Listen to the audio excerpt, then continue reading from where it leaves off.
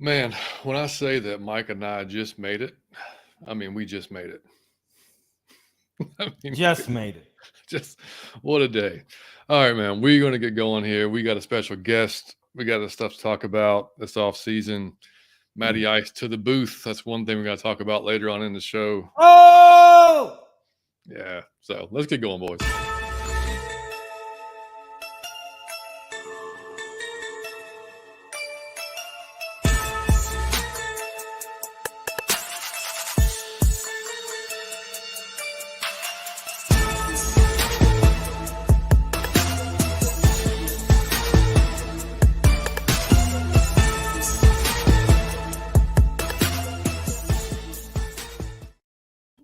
And welcome in to episode 106 of Out of Your Falcon Mind, Atlanta Falcons Fancast. I'm John, your host, joined by my co-host, as always, Mr. Mike Cottrell. What's going on, dude? I'm feeling great, man. Out of your Falcon Mind Wednesdays, buddy. It don't get no better than this. Me and John literally just made it. Like, I've been having an insane day. And man, just insane day. By the neck up, by the skin on my skin in my head today. But Johnny Yates, same thing. So, but we here.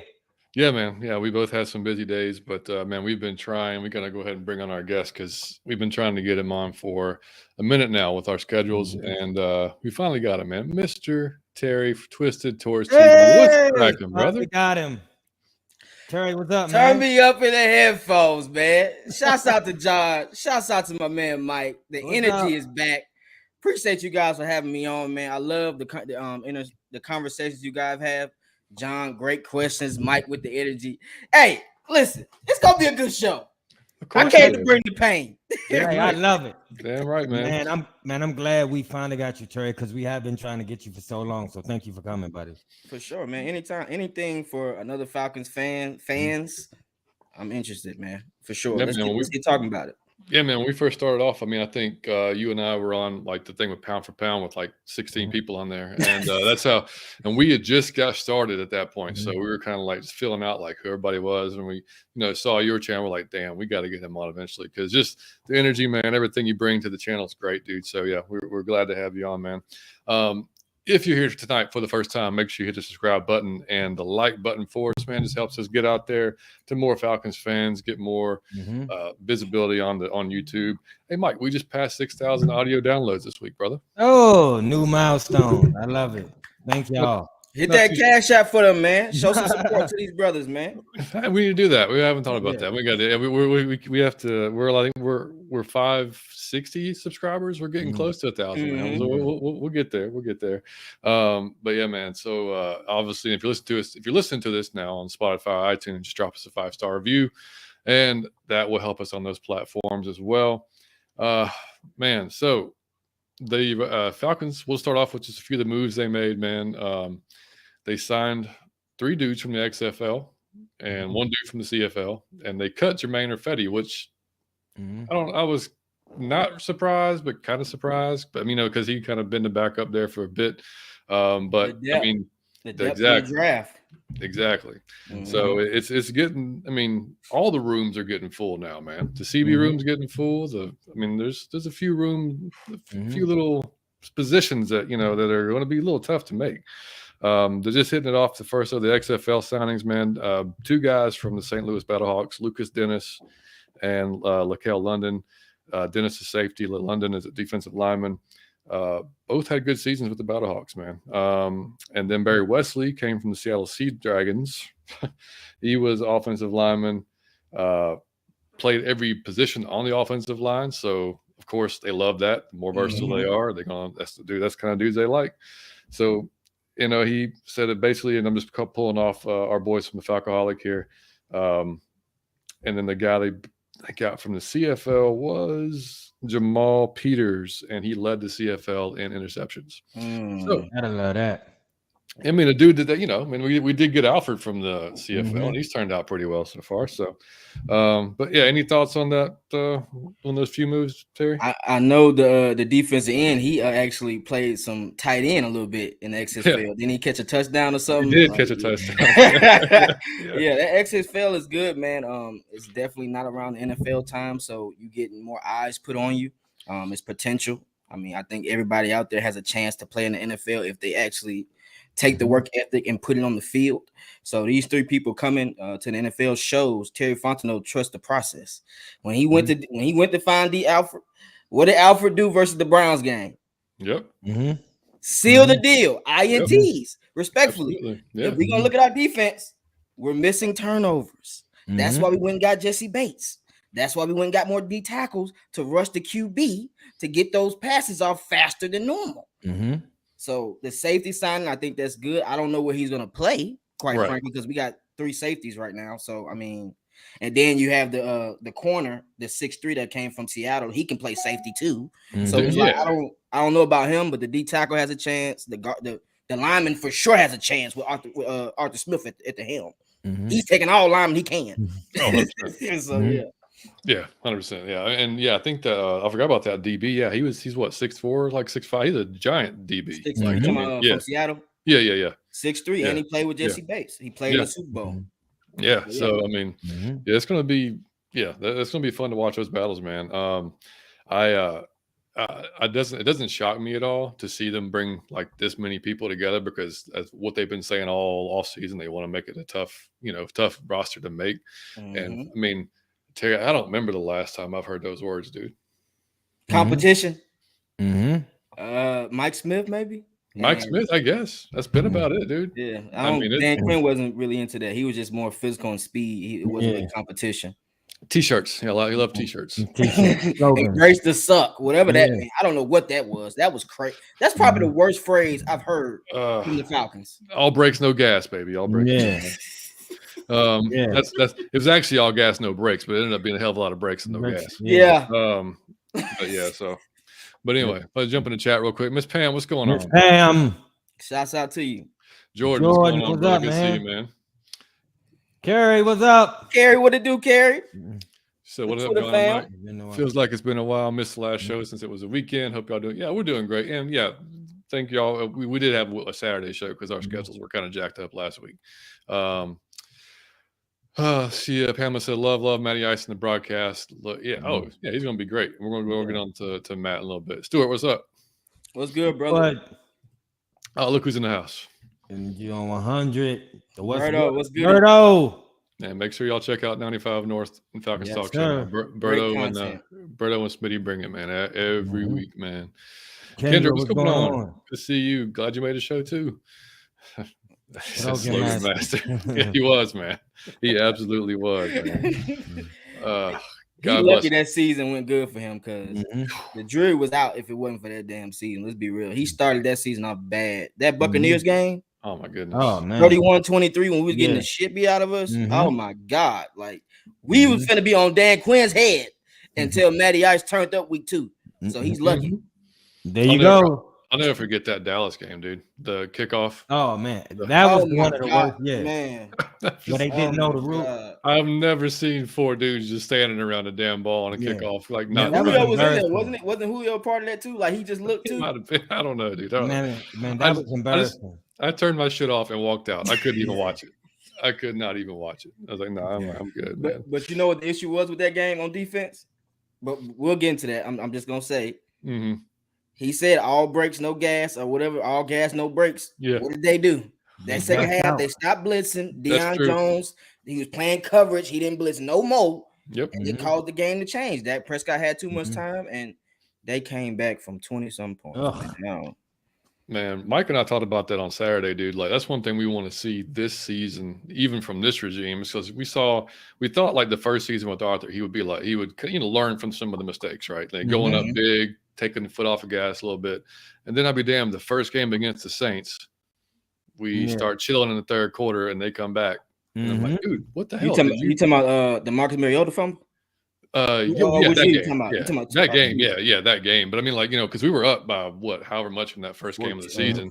14, and then 16, something like that. And then they just, they stopped pressuring on defense. And they started just, playing that lazy shell. And all of a sudden, man, it just that lazy shell gets you every time.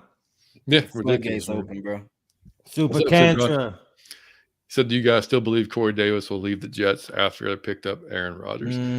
I mean, they'll save some money post June 1st if they choose to do it. But So they got Lazard. They have the good rookie last year. Yeah, they still need another receiver. They got 86-year-old Randall Cobb. Oh my God! I don't even know how he's still playing, bro. Yeah. I look for Jordan Nelson to be signed any day now. Hey, that's hilarious. Yeah. I mean, shit. Just bring them all back. I wouldn't mind Corey Davis. I don't know. I mean, we talked about that too a few shows ago. We only got one ball, man. We got a lot of guys that's skill position dudes that are going to want that ball. And I don't know, Terry, what you think. I mean, that wide receiver too, that could be 3 or 4 different guys this year. I mean, yeah. I'm anxious to see how Mac is going to step up.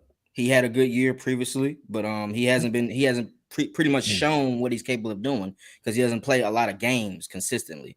So in this offense, it kind of fits him because he's a big body wideout that can go in the middle of the field, catch tough catches, and hell, let's be honest, Desmond Ridder likes to throw balls up in the air. He likes to throw fade routes. So I think Mac can be beneficial in the red zone for us.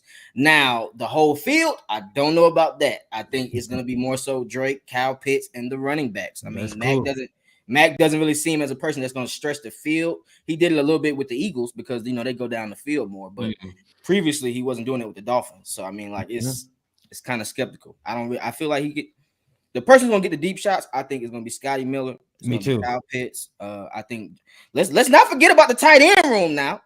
Right? Smith was a ghost. He was a beast with the Titans. Double-digit touchdowns in the playoff game, making one-hand catches. He went to the Patriots and had a Stinkville at QB. I think Desmond Ridder will be better than Mac or whatever the guy's name in the Patriots. I don't even know his name because he almost lost his job. I don't even know how that's possible. Yeah, exactly. No, dude, Smith is and you can tell like he still wants to prove he can play too because he's young. He's only like 28, 27. Yeah. So like a few weeks ago we were talking to somebody like I thought he was like 30 something. I'm like, nah, man, he's still 27. He's still got it. Like he can still move. So he's a big body Kyle Pitts. I think if Kyle Pitts gains 15 to 20 more pounds, that's who Kyle Pitts will be in the future. Yeah. If we just being honest, I'm because he's fast. He runs like a 4.52. He probably run a 4.4 in college, and now he's 27. Now he might run a 4.5, but he gets down the field. They ran screens to this guy. They lined him up in the backfield and handed him a toss. Yep, that's different. And if Arthur Smith is gonna bring that wrinkle into the offense, by all means, I'm good with that. Let's make these playmakers make plays for us. Stop making it hard. Make this game X's and O's. Stop making it rocket science. And Arthur Smith is a smart guy. He knows his X's and O's. If you watch those first 25 to 30 plays of Arthur Smith, you can tell he does great film session. He knows how to break down plays. My only thing with Arthur Smith is the end of the game, like you said. Yeah. Does he get nervous? Does his palms get sweaty? Mom spaghetti? Because that Commanders game 2 years ago when you had Matty Ice, you handed the ball off, and Cordell Patterson had 3 passing touchdowns, 3 straight times to lose that game, respectfully. So, I mean, it's on you now, man. You went and got Bijan. Bijan was your that's who you wanted. We all like him. We all wanted Bijan if it's meant to be, but that's who you personally wanted. So you better use him like you need to. He better be lined up. He better be in the slot. He better be doing motions. He better be doing all that, might I add. Because we saw it in Texas. The man had 20-something touchdowns. Oh yeah, no, you got to find them. You got to find who the linebacker that's going to be on Bijan or who's going to be on Kyle. Whoever. You got to find that mismatch somewhere. Hell, even Jonnu, dude. I mean, like that's a mismatch even for him. So I mean, it's going to be I mean, Arthur's probably staying up at night, man, just giddy, like designing plays because he's just going to be. He's got. I mean, it's like Christmas for him, man. Alberto said DQ couldn't develop as a coach, but was a great. Yeah, he was a great mentor. Great dude. He's probably like one of the best dudes, like just overall great dude. So you hated a dog on him, but like, damn, dude, like it just got, we kept him a year too long, man, in my opinion. But we wanted him to win, though. We wanted him to succeed. Yeah, exactly. We like his energy. I ain't gonna lie, I like his press conferences. He will make you think you can play. Oh, 100%. I was ready to play after his press conferences. Yeah, me too. Let's go. He had some players playing better than I expected. Alfred in 2016. Before True Front got hurt, they was killing. 2017, when we had Dontari Poe, that defense was looking like how Dan Quinn defenses normally looked. Yep. I think he just, he tried to recreate Seattle, and obviously that was just a tough. You just don't go pick a Cam Chancellor off a tree, or an Earl Thomas, or Bobby or Wagner, Sherman, or Chris Abel. Yeah, They dude, had a bunch of people. Yeah, tell me about it. Kendra said Sanu. Any interest, Terry? I think it's interest since we have a young phenom in Drake London who can play the slot. I think Mohamed Sanu is the footwork doctor came from Mohamed Sanu. So if he can help make Drake London and Kyle Pitts much better in the slot, I'm all for it. I think that's a good beneficial piece. We do need a mentor in that receiver room. I think Jonah can do that for the tight ends, but who's that for the receivers? All the receivers are young. Yep. Drake is 21, Kyle Pitts is 22, Mac is like 25, 26. Is it Scotty Miller? No. So you need a mentor. I wanted Hopkins though. Yeah, he'd have been. Yeah. I mean, Mo's already said he wants to come back. Like, he wants to play here. He said he want to play here. So I mean, it'd probably be fairly cheap. I wouldn't be mad at it, man. I mean, I wouldn't be mad at it at all. I think, but he's actually practicing with Desmond. He practiced over the break with Desmond. Did y'all see that dude? Been lifting. Yeah. Man, I can't wait. I told pound for pound last night. I've been working out with him, man. I've been getting him right. Man, look, his arms look bigger, his legs look bigger. If y'all saw him rookie camp last year, that dude has skinny legs. I'm like, damn, if he get one tackle, it's a wrap. He taking tackles now. He was thin as hell. Yeah, he's definitely been hitting the weight room. I love it, man. Matt, what's going on, dude? Matt, what up? Yeah, Twisted Club. Matt. You know it, man. You know it. Shout out to Matt, man. He actually copped some clothing for me, so appreciate you. Bro. Oh, I love it, man. Nice. Yeah, he's a cool person. Smith's my breakout. Yeah, go ahead. Smith is my breakout candidate, fellas. Possible that he could outshine Pitts. Thoughts? Ooh, dude. I mean, look, we don't know what Arthur's going to do, especially in the red zone, right? Because I mean, even with Matt that first season, I mean, Kyle didn't get in the end zone. I mean, he got a lot of he got a lot of yards, but it was, and then when the post conference, it was like, well, he's being doubled. That may change this year because you can't double everybody, and we got too many talented guys. So Kyle may be getting more free this year than previous years. Obviously, he didn't have anybody throwing the ball last year, so I mean. I think you flip a coin, dude. I don't think Arthur gives a damn about your draft pick or your salary or whatever. Like, he's going to design plays that are going to get the person open. Get a person open. You know, whether it's Like, did you feel the same way, Terry, or what do you think? I was going to say, if you notice from year 1 to year 2, even with Marcus Mariota, Pitts actually was getting open a lot more with Drake London and with the running. Yeah, so, he just got missed. He got bro. Did y'all see that clip? It was like 3 minutes long of missed throws. Just missed. How was that even possible? Yeah. He led the league in missed opportunities or whatever, like catchable balls. I didn't know that, but I'm not surprised. No, he led the league in uncatchable balls. Yeah, it looked bad, bro. Like, it was what game was that? The Chargers game. He missed Pitts wide open twice for 2 touchdowns. Like, I'm like, bro, is Pitts jogging? Maybe he doesn't think he's gonna get the football, and that's why it looks like that. No, it's that guy was overthrowing it. Then he was nervous to throw the ball. He's double clutching. Desmond's not gonna do that.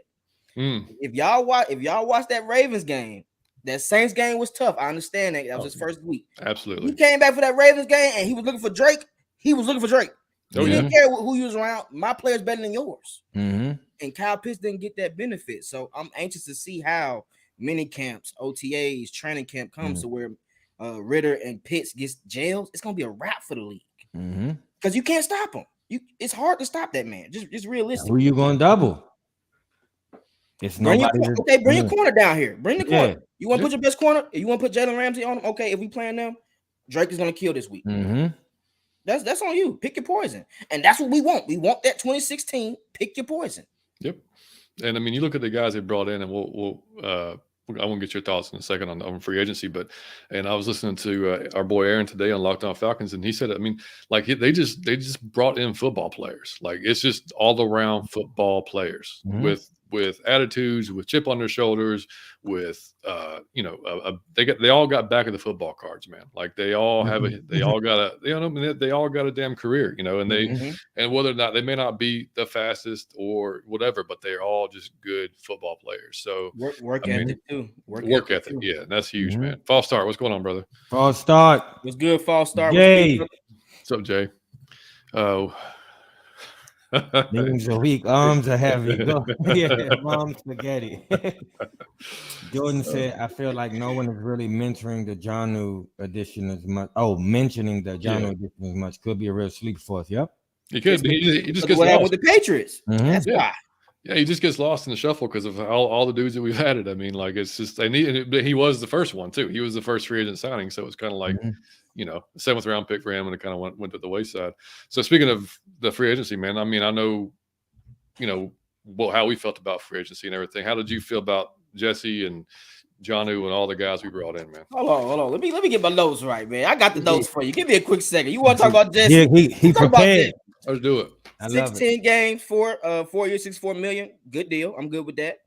38 tackles last year, 8 pass breakups, 4 INTs. This guy is the eye of the field. A lot of stuff doesn't happen in that middle of the field. And if you remember, guys, when we had AJ Terrell, that side was closed. It was closed for business that week. They were going in the middle of the field or they were going to the right side. Now you have Jeff Okudah. Jeff Okudah is on a prove-it deal. He want to get paid. You want to get his aid? You got to come to the A and make plays. You 6'1", 205. Most of his issues has been injuries. He hasn't been able to play most of the games. The year he finally played, 22, 59 tackles, 1 INT, 7 pass breakups in 15 games. That's good for me. Because if we remember, we didn't have too many pass breakups on that other side. Unless it was Isaiah, in the slot or something like that. We had a lot of completions. Yeah, it was not ideal. Just saying. We talked about Jonah. Jonah's the best one, man. Look, 2020, 8 touchdowns, averaging 10 yards a catch. 2022, only 27 catches. That's a problem.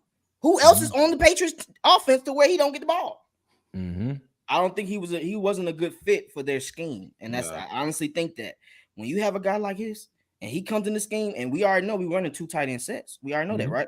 12 personnel most of the game. This is gonna kill them. A lot of people like, why you didn't draft a receiver? Why you didn't get a receiver in free agency? Because we can line a 6'4" tight end that runs a 4.4 speed in there, and you go guard him. Let's see what you can do. You want to put a linebacker out there, safety out there? Good luck. We'll holler at you. David Onamata. What Grady been saying? Man. What has Grady been telling us, guys? We know it. I mean, it's just, every year it's the same old thing. It's the same old thing. I don't have help. We all watched that Lions game 2 years when they had 3 players on that, man. I said, Lord, help Grady. Please help Grady. He deserves to win. Damn and right. What they do? They got David Onamata. They got Calais Campbell. I don't even know how that's possible. And the Jets had a chance to sign Calais Campbell. Nobody but us would think we are better than the Jets at this moment. He didn't even go to the meeting. He didn't even go to Buffalo. Didn't even go to New York. Atlanta for you. He called it a day. And he's married, so it ain't the strip club. It ain't limited. Right. It was just Atlanta. It had to be the Skyview or something. He wanted to come here. Yep. Who else we got? We got what's the other person we got? Oh, let's see. Bud Dupree. One thing I will say about this defensive front they brought in, we had 21 sacks from those 4 people. Yep. How many sacks do we have a team, guys? Like 28, 30? No, it's 21 total. We had 21 total. Okay, that's a problem. I was going to say, it wasn't, So it was 28 last year, the year before that. That's a problem for me. Think about that, guys. I can't expect AJ Terrell to be all pro and he has to cover for 8 damn seconds. I was just saying the same thing. He cannot cover for 10, 15 seconds. And that's what they be asking for, bro. Like, even the people that's not Falcons fan, I hear some Falcons fan, AJ not that good. Bro, the defense hasn't been good in 3 years. We were 31st. We haven't been good since 2017. What are you expecting from this man? And what's crazy is folks forget how the back end affects the pass rush, how the pass rush affects the back end. Unison. Like they all, I mean, and that's what the Jesse thing, man. Like what that does, he can take away the whole third of the back of the field by himself. And then depending on where you're gonna, if he's gonna slide toward AJ's side, he's gonna slide toward Okudah's side. If they're gonna bring Richie up in the box, let him do his thing. Maybe they're gonna run 3 safety sets, bring in DeMarco, possibly Helms, maybe Jalen Hawkins still. Who knows, man? Like it's just big nickel. I think, and Ryan Neeson, one thing he said, I'm not coming to change the scheme. I'm gonna do what these players are good at doing. And if we look at this team, Jeff Okudah, AJ Terrell, good man press coverage type of corners. Jesse Bates, he can play anything, high third, like you said, good in cover 3.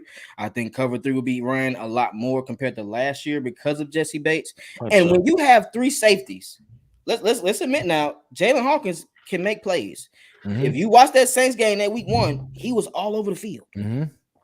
If you watch that Bucks game, he was all over the field. Richie Grant, he don't care who running that ball. He'll stick his nose in that. He might get ran over, but he'll stick his nose in there. And that's what you want from a free safety / strong safety. This guy led in college for turnovers. Give him more opportunities. I guarantee you, Richie and Jesse will be mixing in unison. That's a great defense, bro. Yep. I'm more so worried about linebackers. I'm not worried about the back end. I want to know who's going to be starting next to Troy Anderson. I can't see Walker no more, guys. I don't know how y'all feel about that. Walker has rubbed me the wrong way ever since that Browns game when he fell for that pump fake to that slow guy. He is not Michael Vick. He is not Cam Newton. He's not Lamar Jackson. He is a backup that runs slow as hell. He did this. No, I can't deal with that. I can't deal with that, Walker. I thought like he started off kind of good when they moved in the middle linebacker. They gave him the green dot, and then all of a sudden it almost just like I don't know if it just after that green dot it went downhill. I think it was because he had an interception versus the Rams in week 2, but he looked terrible in that game. But he was the reason why he came back. Right. So it's like, all right, well let's see if he can continue. You put him out there that third game.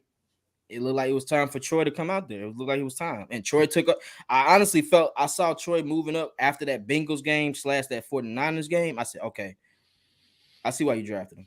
Yeah, dude, you can see the flashes for him like in different games all throughout the season. Like even in the Bears game, like he shot the wrong gap and still made it down the damn line to tackle the dude in the backfield. I mean, like you don't see guys doing that, man. Like that's just insane athleticism and speed.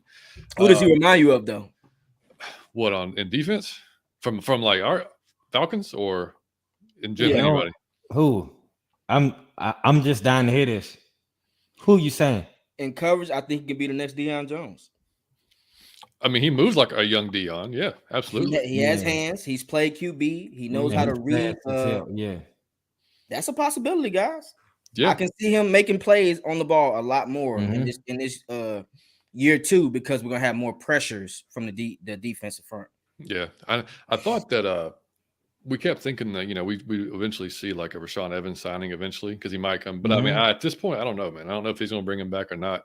He was definitely obviously he was Dean Pease guy. He was his dude in Tennessee. He's and he knew that. I don't know how, like you said, that's the only kind of question mark. I mean, is Caden Ellis going to be used outside?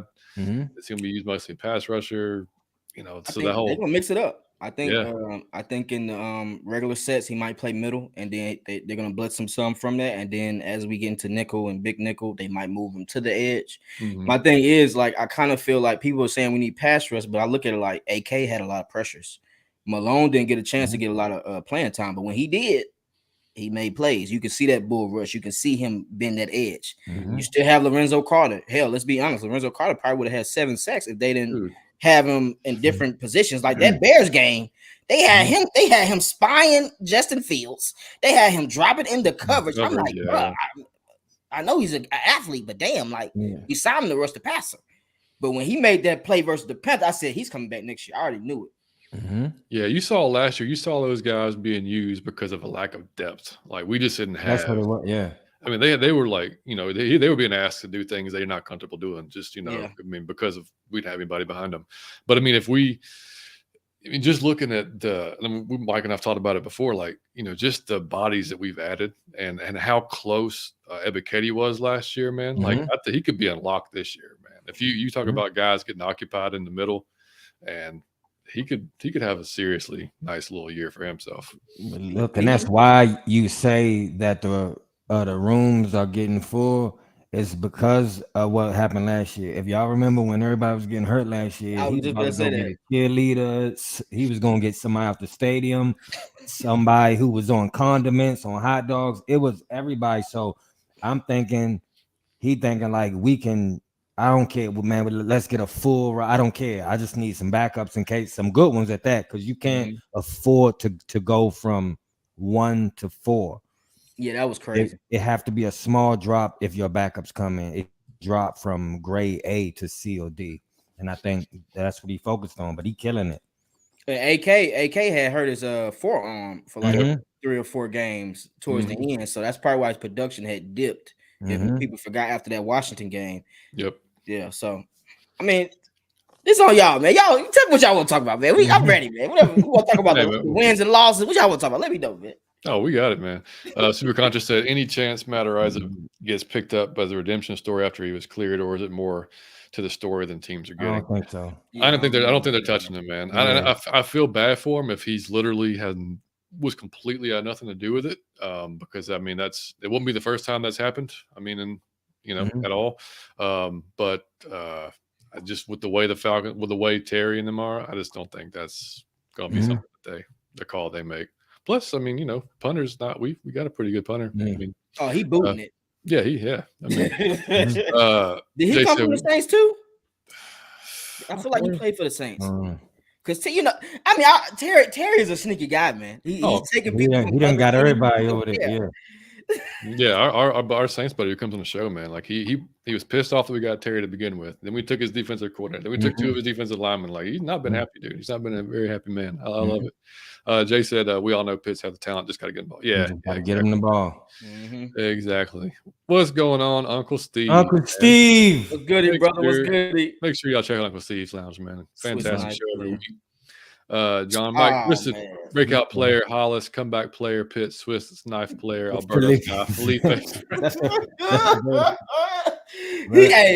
He was too happy at the workouts, boy. He know his job goal. Man, he got something on somebody on the team. I am convinced. That's what I was watching Pound for Pound last night. And that's what I'm convinced. Too. Yeah, and I mean, I commented on Pound for Pound last night to see. I can't wait to watch some preseason games of him playing quarterback and running over people and fumbling the damn ball. Yeah. Idiot. That's all he's going to be doing, man. Bro, what's going on, man? My man. You notice when he's been in the preseason playing QB, he doesn't throw the ball. Like he literally is running around. He just wants to run over folks. That's all he wants to do. He just wants to run over folks, which is great. But you're not going to be a quarterback, brother. No. What's up, Big John? Money Mike and Twisted. My guys, Falcons are coming, bringing that smoke. Yes, sir. The league is going to find out soon. Yes, they will, buddy. Yes, they will. Let's see. Team new regimen, Miss Pam. Grady got help. Yeah. Jordan said, man, I'm really excited about Okudah. Really hope he does. Yeah, it could be a giant steal, man. You're talking about for a 5th round pick, a dude that's like Twisted said, man. He didn't get that. Yeah, he didn't get that 5th round. That 5th year option. Like he's literally playing for his career. Like whatever he's got to put it all out there this year. And one thing people aren't forgetting, like with the Lions, they was expecting him to be the number 1 corner. Exactly. They didn't have nobody. Exactly. So the year when they finally got the defense got good, when they got Hutchinson, their defense looked good. He looked better. So imagine him coming here and he doesn't have to take on all those roles. Yeah. One thing I will say about this though, with this cornerback field position, with AJ Terrell and Jeff Okudah, what I'm like, I don't feel like AJ Terrell's gonna have to take on every matchup. It's gonna be week to week. It's gonna be, we're gonna discuss it. Hey, you tired? Let me get him a couple plays. Like it's gonna be like that to where it's not pivotal on AJ Terrell. Like Michael Thomas, I don't want AJ Terrell guarding him every time. Not a good. That's my honest opinion. I want him to be doubled because they don't have nobody else. Like seeing him being single coverage in the red zone makes no sense to me. I don't like stuff like that. So I'm glad Ryan Neeson is here. I hope he does what he's supposed to do and calls the plays regardless of the time. If they tired, get their ass out. If they not, call the play that makes it work. And then Jerry Gray having that. Just having Jerry Gray in the building, man, and the experience he can give that entire DB room is going to be amazing, man. Berta says, sounds like a 4-2-5 John would be perfect. Yeah. The wild card is Grant, and yes, let him play in the box. He could have a Keanu O'Neal effect as well. That's what John wanted. That's what I was hoping to see eventually, man. I mean, like it kept. Yeah, I mean, and that's what. Yeah, he was saying Anderson Ellis for the linebackers for the 4-2-5. Yeah, I mean, that'd basically be what it would be, man. What's going on, brother? Good to see you, man. Another PR. Yeah, what up, buddy? Let's see. Yeah, he said that's why I respect last year's team minimum talent, the biggest heart. Yeah, that's the thing, man. They did rumble every game. You got to give them that. They really besides did. That Bengals game, that's it. Yeah, That's beat it. that up. That's it. Ooh. Yeah, that It is- Bengals game and that the first half of that Bucks game. Other than that, every game they went out there and they competed. Even the Bucks game, they came back. That Rams game, they came back. So it's like, can you really be mad? That's a Super Bowl team, and you at their home. That's what I said. You come back. And you still rumble. Yep. I'm still mad we didn't get that win though, bro. Because we could have shut that 28-3 shit Oh, down. dude. I was so happy. I'm like, I'm finna talk so much stuff. I'm finna get on here. I'm finna throw the hat down. That 28-3. I had tweets saved, ready to rock, man, ready to go to them all. Pissed me off, man. Opinion came from the Bucks. That's right. Good. Yeah, that's right. Yeah. All right, man. So the draft, dude. Who did you want in the draft? Did you have a guy that's at 8? You were just like, oh, that's the dude I want to have, or were you kind of open minded, like, all right, I'll roll with what they got? I kind of seen how they've been doing it previously the past 2 years with the Cal Pitts. I knew the Pitts play was gonna happen. I looked at it as if Matt Ryan's still here, you don't plan on moving on, Pitts is gonna be the pick. I didn't trust Fields that way, so I was cool with that. Drake London, I knew Drake London was gonna be the pick after I want to say a month in when they were talking about Drake. I said Drake he just fits our scheme. Arthur Smith prefers to throw the ball like this, and when I saw him have 15 catches, I'm like, okay, he's perfect. If we look at history shows, every person they pick because of the scheme fit. Who fits the scheme? Jalen Carter. I wanted Jalen Carter. I thought Christian Gonzalez, and then it was Bijan Robinson. Those were my 3 picks. Oh yeah, and Wilson, Texas Tech. Yeah, right. I didn't trust him too much though, because he's at Texas Tech 1, but he did have 7 sacks. I saw him make some plays, but I felt like it's gonna take 2 to 3 years to really see his impact. I feel like impact from day one. What we need is gonna be the Jalen Carter, Christian Gonzalez, or Bijan Robinson. When they made the trade for Jeff Okudah, I said Christian Gonzalez a dub. I told Roberto that on his channel right when it happened. I said, "Hey, they might not take it." He was like, "Man, I still want Christian Gonzalez." They talked about the tackle. I didn't trust the tackle. I didn't trust the tackle either. So it was like, Bijan might be the pick. I thought, hey, if they trade down, they can still get him. But as you see what the Lions did, he might not have been there. No, I don't think he'd have been there. I mean, and then I wanted Carter, and then as it got closer to the draft and some of those reports started coming out and everything, it just seemed less likely that was going to be, a few of the things that Terry said, kind of reading between the lines, like, yeah, I don't think this is going to be the pick, as much as he could have affected. Now, I think if all things equal, if nothing never would have happened, and he would have been, and he was a perfect model citizen at Georgia, then yeah, I think. Dude, I mean, I don't know how you, because before all that happened, before anything came out about potential work ethic, stuff like that, there was folks talking about him going number 1 overall. Yeah, they were. So, and then you look at, 7 teams passed on him, and honestly, if the Eagles weren't there, it might have kept going, because the Eagles just had literally the perfect fit. You got his guys that kind of kept him together and kept him in line, and he could, not to mention what he's went through now these last few months, he's going to need that support system too. So, I just think it's probably the perfect spot for him. But yeah, we were all happy about Bijan, man. Like you said, it was just, you look at what he does, what he can do in this offense, and it's like, yeah, it just makes total sense. And I get folks that were mad about the pick. Yeah, I get, and I mean, our buddy Steven, he was way pissed off for 2 days. And he even said it on our show. He was like, I'm gonna get mad for a day and a half and I'll get over it, but you gotta let me get over it, So he was just pissed. Then he got over it. And it's like, okay, I kind of get it now. And it's kind of the same. That's pretty much you hear from everybody. It's like, okay, and I didn't really get the whole positional value thing with Bijan, because it's not like you're talking about just a running back. It's not just what he was. It's not just what he did. And I'll tell you what, Twisted, when we first started this whole draft process, I was against it, and then I watched some film and I quickly changed my mind. I was like, never mind. I totally get it now. Y'all want to bring him in? Hey, I'm good. And so one thing I'll say is with Jalen Carter, he had a lot of players around him. He did. They whole defense was good as hell. Oh, they were going to be good regardless. Yep. So let's be realistic. Bijan, who else was on that offense? No one knows, right? I don't know nobody. Respect. I'm not saying it to play nobody. I don't remember nobody good on Texas offense in about 2 or 3 years. Yeah, it's been a bit. Yeah. So let's look. Footwork, 3 down back, great vision, finishes runs, good pass catcher. 20 total touchdowns last year, 15 the year before that. 314 receiving yards last year, 295 the year before that, Mm-hmm. averaging 6 yards a carry. That sounds like Cordell Patterson to me. Dude. Oh, no. I'm sorry. A souped up Cordell Patterson. Oh, yeah. Flash, it took you a minute, respectfully. I don't want to hate. It took you a minute, Flash. You know you're on my wall multiple times. Bijan is gonna be you way early in the script because he has Arthur Smith. Yep. Mm-hmm. So, yeah, you then he had all these carries, guys. Like, that's a lot of carries. So the fact that we got him when he had all these carries, we got 3 backs. You don't got to worry about all these carries. He don't got to get 250 carries. And I never got the and I'm like a huge Tyler guy too, and I never got the folks that were like, oh, this is disrespectful to Tyler. Like, how the hell is this? This is a damn business. People were saying that, yeah. This is a damn business. Like, it's not disrespectful. Like, when have we seen like this? I don't want a Zeke Elliott type of thing, man. Like, I don't want him getting like falling off a cliff in 3 years or 4 years. You know, like, I mean, if you. And not to mention, like I said, how we're going to use Bijan is going to be so different. It's not going to be just him lined up in the backfield, run the ball. I mean, like, it's not going to be just it. Yeah. So, I mean, we've said it before, man. Like, you got to deal with him for 3 quarters or 4 quarters. Then you've got a fresh CP and a fresh Tyler just wanting to hit you. Oh man, yeah.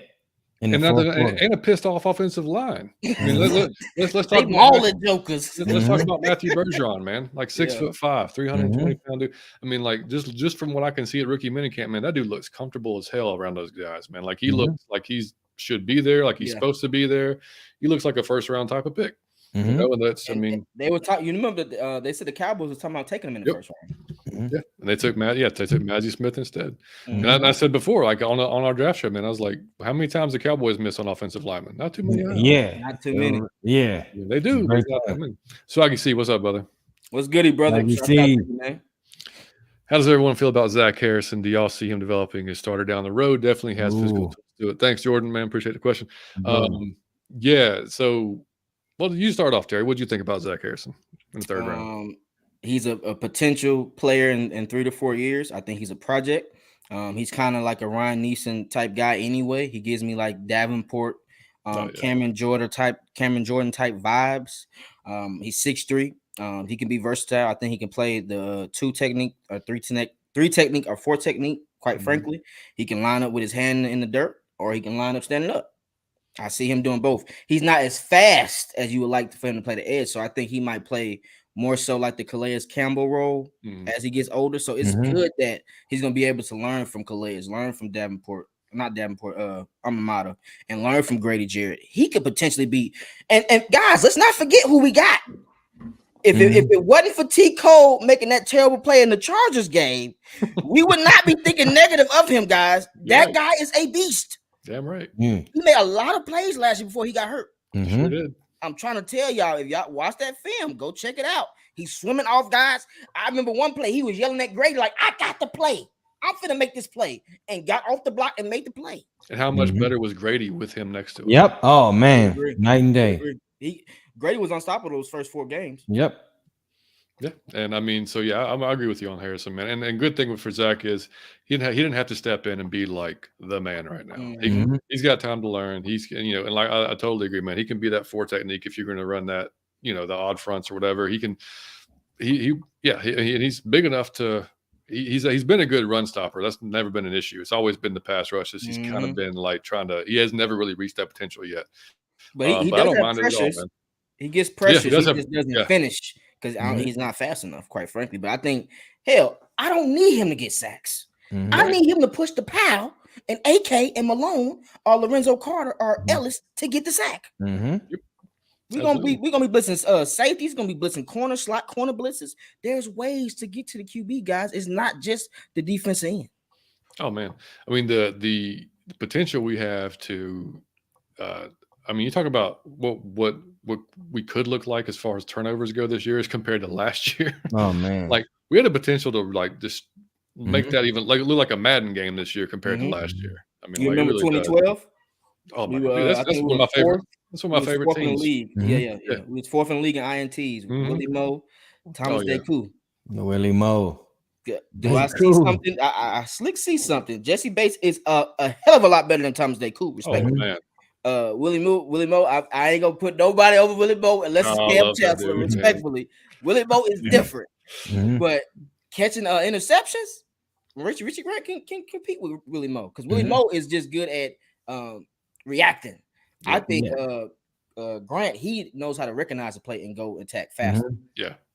Willie used to crap me up, man. Some of those blitzes, you'd see him flying up, and all of a sudden, just right past you. He got him. Yeah, I mean, just crazy. Miss Pam, yes, you were. You were on the Bijan train. Yeah, absolutely were. I give you major props for that. Shouts out to you, so what are the odds Ryan Nielsen brought over secret stop of stopping Taysom Hill over with him? Oh man! Oh my goodness! Yeah, somebody need to. Oh my goodness! Because we know what he's gonna do, and nobody can stop him. And you know what they're gonna do every time. You remember last year when he got that long ass run on third and one? You knew what the fuck he was doing. You knew what he was doing. He doesn't throw the ball. Yeah. And you know he actually threw a touchdown on us 2 years ago. Yeah, that was I was like, if this ain't fake, I don't know what is. Emmanuel definitely pushed off, but they're gonna just give it to him. Okay, it's cool, whatever. That man can't throw worth a lick. No, not at all. I know, man. And you see, he obviously forgot it while leaving. I'm forever calling them the Taints. Thank you for that, Super Contra. Appreciate it. Another PR said I wanted Keon White, but Bergeron made sense. Yeah. I mean, it was, and I mean, I like Keon White too, but I think just like most other rest of the pass rushers in this draft, he's more of a 2 or 3 year type of dude too. Very raw type of guy. I mean, athletic as hell, but just it's going to take a little bit of time too. So, like you said, how important is it for the Falcons to take advantage of the weakest schedule in the league in order to draw more free agents next offseason? Hey, Swagger, you're not slick, bro. He taking my questions. He asked me to say this. My brother, by the way. He asked me the same question. He couldn't wait to ask this question. I know he couldn't. Y'all got the easiest schedule. No excuses, T. No excuses.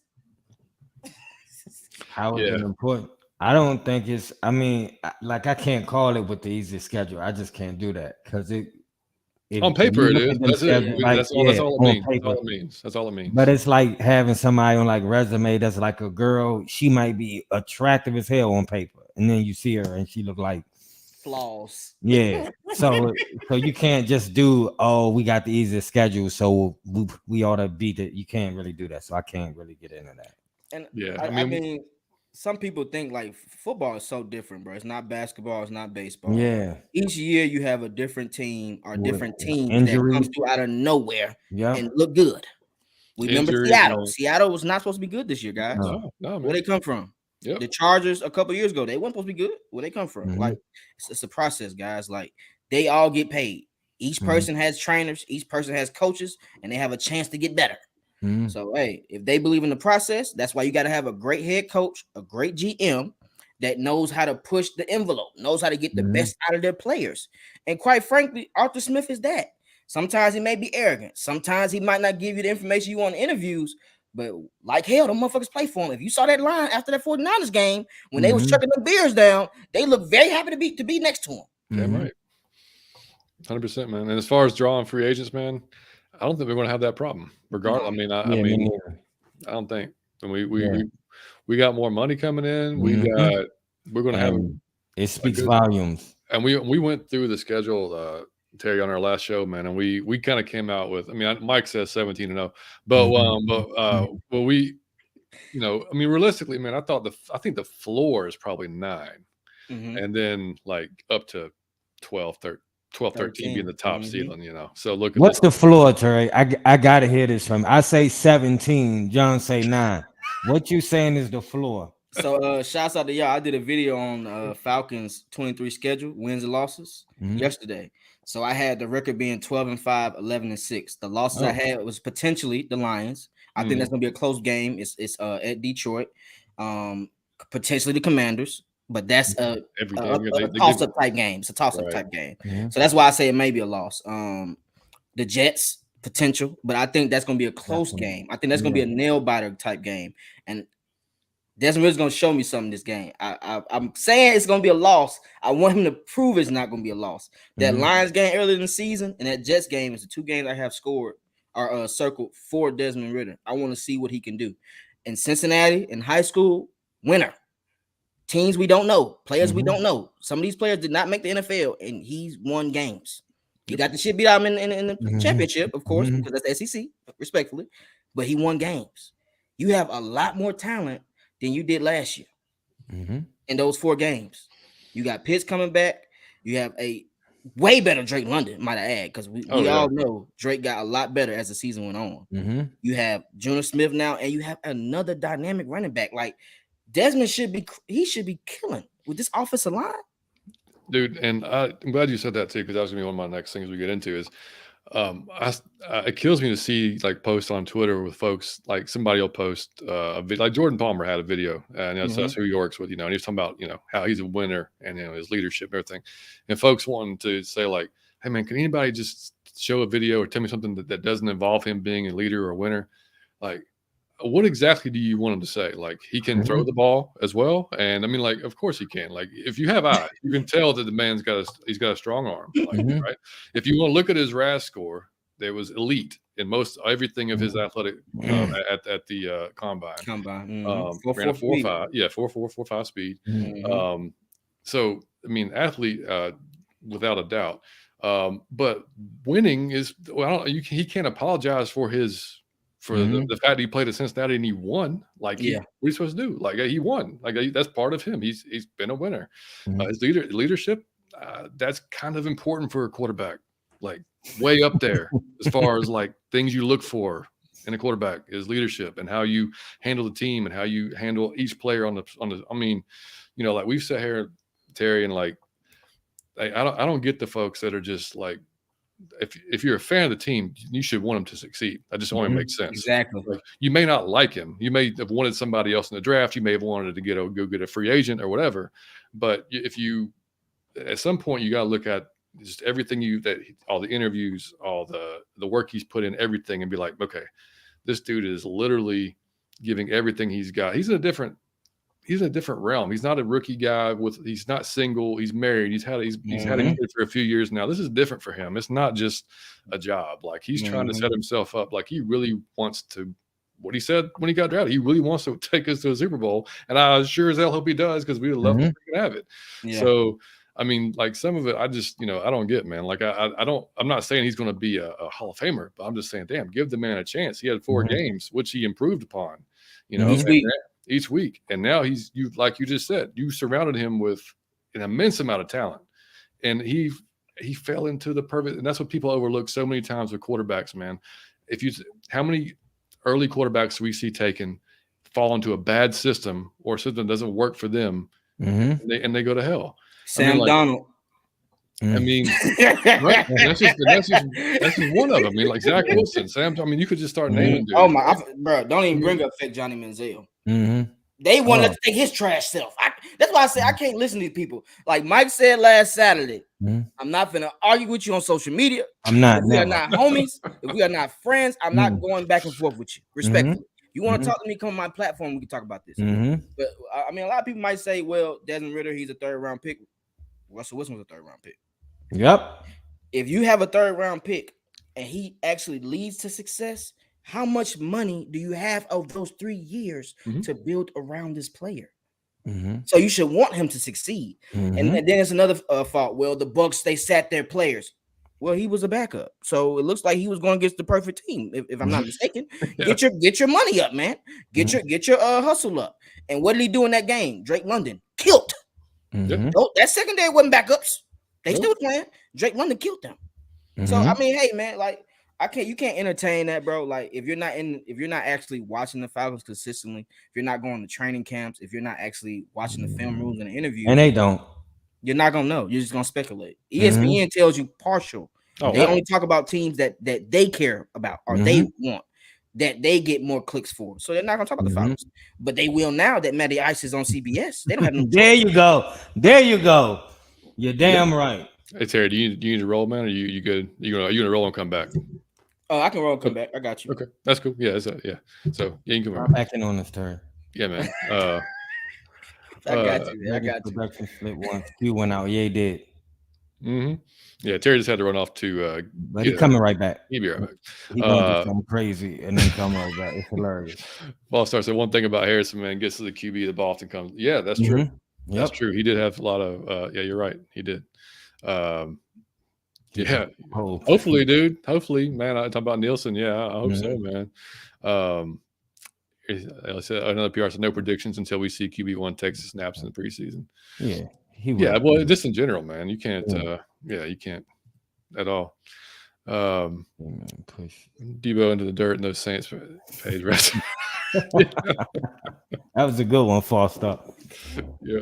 Facebook user, what's up, Mikey? Hey, please tell me who this is because you speak to me all the time and I have no idea who this is. So what's up? I wish it came up because it doesn't come up for some reason.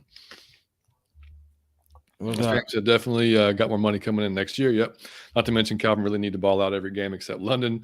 Game from our future number 2 pick from. Yeah, absolutely. We all hope that Calvin tears it up this year so we can get that number 2 pick, except against us in London, which would be great if he just didn't. Some people go ahead. Feel so they can say I told you so. If you're a fan of a team, you should feel. But yeah, that's what I don't get. There's a lot of folks. Everyone on your team, yeah. And then Wallace. What's that one on Wallace? Wallace, what's up? Brian, what's happening, buddy? Brian, what up? All right, man. So when Terry comes back, we'll get him on this conversation too. So yeah, our boy Matt didn't retire, but he did post that he's joining CBS's broadcast team this year, and so it looks like obviously he still wants to play, but the fact that nobody reached out, I think it's probably over. I mean, or at the least a backup maybe, or if somebody gets hurt during the season and you just got to have somebody. But it's kind of telling, if you would think that, his agents made calls, because obviously he would have said in that post that, he would have said something. It wouldn't have been like he specifically said this is not a retirement post. So, it may not have been, but I kind of think it was, unless something else happens. But I know that's your boy, Mike. So what do you say, man? Man, I'm gonna tell you, it's I want somebody to get him so bad. There's no reason that Matt Ryan shouldn't be playing court. Because here's what I'm saying. I'm not saying he the best he ever was, but I know he will be better than somebody's backup.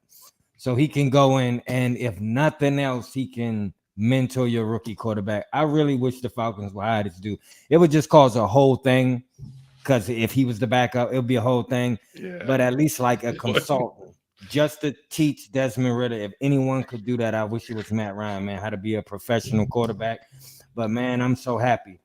Because Matt Ryan, I just want to see him on TV. That's my guy. So to now have him caught, and again, we talking about the Falcons now. Just best believe there's no. If y'all see the video I made on him, it was the reason why I call him the GOAT is. It's not for the stuff he do on the field. What Matt Ryan does for the state of Georgia and the city of Atlanta is priceless. You know what I'm saying? It's just priceless. And Matt Ryan love us. And if you can't understand that, or you don't want to, if you don't know the proof of that, Matt Ryan love us. So I have no doubt in my mind that he's going to be on TV and be giving us props, and they will be talking about Atlanta now. So shout out to Matt. Congratulations. I'm just happy to see he doing big things, man, because I know he understands the game of football, and he got a great personality. So I expect him to do well and be great at his job, man. I can't wait. Yeah, he was awesome that week. He filled in last year. He was great. I thought, he was real comfortable with it. So I think it'd be no problem, man. He'll just slide right in and do a great job.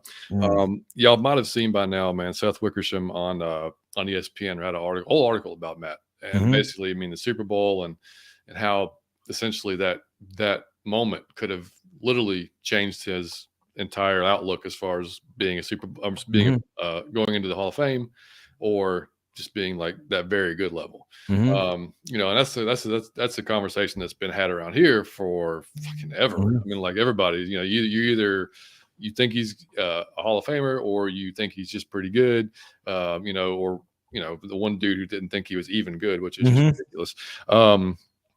But they talk about it, and then they brought up obviously the Dante, or the missed block, right, against Dante Hightower. He brought that up in the article and said, Belichick said after the game, like, if Matt releases that ball a little quicker and doesn't do that little hitch, then they're done. That's it, game over, which is true, and like to me, he's. I don't know, man. Like he made so many good throws in that game that'll never be remembered. Like Julio's catch was one of the best catches you'll ever see in the Super Bowl that nobody will ever remember because of how it ended. But so and I started thinking, because I've always been like, yeah, he's definitely going to make it to the Hall of Fame. And recently, I've kind of been questioning that because, we'll go through some of the numbers on how they get compared, but like, he has numbers. He's got plenty of numbers. Yeah, he got all the and stats. obviously that matters, But I mean, especially if you look at some of the guys that have gotten in, but the losing the 28-3 definitely hurts. And the only thing that worries me, because I do want him to get in, the only thing that worries me is I don't think he'll be first ballot. And the longer it takes, like as much of a passing league this is, some of those records are going to start to come down. So they may not look as good 25 years from now as they do now. You know what I mean? So that's the only thing that worries me about him. But buddy, what do you say? I say this. One is I can understand what people are saying when they make their argument, because they love to talk about the Super Bowl, but it's just my point of view on that. And I think that this goes for Matt Ryan and really any player. If one game could make or break if you think the person is in the Hall of Fame or not, then I think you're judging that wrong, because I just think that if one game, because we just think of this, if he make one more throw, or if we get one extra block, or we call a play like, if we just run the ball more, he has a ring. Okay. But because he has a ring, are you saying all of a sudden, yeah, he's elite now? Now it's the same at Ryan, just he got a ring because we made a block. So it's in the same game, he got the same stats. It's just that we made a block. Freeman made the block. So, or we start running the ball. Now he got a ring. Now you saying, oh, he's an elite. It's the same player. It's the same stats that now is he elite, but since he don't got the block, now he's some shit. I don't think that you can weigh it on Super Bowls and everything. The reason why I say you got to put him in, what I would put him in is in a 10-year period, it was damn near no one better than Matt Ryan. I don't mean he won the Super Bowl, but in the 10-year period, in the stats he put up from, I forget the 10-year period, but he threw more, he completed more, he was 2 in touchdowns, he was 1 in passing yards. He ran it for a decade where no other person was asked to carry their entire team for a decade except Matt Ryan. And I know he played longer than that, but no quarterback was going out there and they said, just you go do it. And he did it, and he did it for 10 years. And he led in that 10-year span. He was 1 in passing yards. He was 1 in almost everything. He was 1 in completions. He was 2 in touchdowns. He was crushing it for 10 years straight. He carried the whole team on his back, and the numbers, just no other quarterback has done that. He still has the records for a 10-year period. If you go look that up, he got the records for a 10-year period over Tom Brady, over Rodgers, over Joe Montana, over Steve Young, over anybody in a 10-year period. Oh, it's Matt Ryan. So I just think if you can be that good for 10 years in a row, I mean, you got to go into the Hall of Fame. But Johnny Yates, you said something that has always scared me. It's if you don't go first ballot, the longer they wait with a passing league and they keep switching the rules, so it's just more passing and more passing, it's going to look worse and worse and worse and worse. It's going to appear in a few years oh, he was just average. Right. And the longer you wait, the more average it'll look. So I think you got to vote Matty in the first or the second time around. Well, and if you haven't seen Mike's video on Matt too, he shares some stats in there that are not just regular stats, I mean they're mind-blowing. It's mind-blowing. Right. Yeah. I mean, it's kind of how many, it's ridiculous. It's he's one of the top, I forgot, quarterbacks that's thrown this many touchdowns and still lost the game. It's crazy. It was this, and this is mind-blowing because I always get that if you watch the Falcons game, I have no idea how you could conclude that problem at the end of a game. I'm he just threw for this amount. So when people kept doing it, I kept asking people, did you watch the game? And the people who was doing it say, well, no, I didn't watch it. And I said, okay, well, I'm going to stop conversating. And here's what's the stats. He is first in all time, in a quarterback that is thrown for 4 touchdowns and still lost. Like in the history of the sport, he's thrown for 4 touchdowns and still lost the game more times than any other player in the history of the sport. So that's saying he's been on 10 and the team has been on 2 so many times. And then he was tied for like second in the history of the sport for having his passer rating be 100 plus and still losing the game. Yeah. Which means again, I was balling. Right. And I mean, in the history of the sport, so you gotta when you look at Matt Ryan as an individual player, you can only conclude that the man is amazing. He played individually amazing. The only reason why you don't talk about him is because football is a team sport, and sometimes in order for you to shine as an individual, you got to shine as a team. Like say you led them to the Super Bowl. You done this. I want to say this. He was second of all time. I don't know if this still is out. He might have dropped down to 3 now, but he was just second of all time in playoff passer rating. So for all the people that say where he kind of shitted the bed in the playoff. No, excuse me. No, he was 5th. I'm sorry. He was 5th of all time in playoff passer rating. So for all the people that say he shit the bed in the playoff, no, he didn't. He played amazing if you look at his individual performance. But like I said, when we going off people that just seem to be, and it's just Matt Ryan. It seemed like with Warren Moon and anybody else, they cool with you just having the stats. Matt Ryan is the only quarterback who they be like, you need stats and a ring, or you need it. He should have done something else. And I don't know, man. But I say, go watch the video I did, and you'll see individually, it was 10 years straight he ran it. I think you and I were texting the other day or a few weeks ago after you posted the video and it was started an argument amongst people and shit like that. And I think I texted you, I was like, I've never seen a more boring white guy be more polarizing. Boring white guy. Yeah.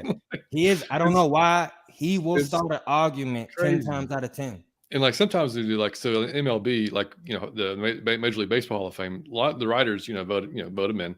And a lot of times they'll vote in guys based on just if they liked them or not. I mean, how good were they? How nice were they to the media? Were they good guys? Were they dickheads? Whatever.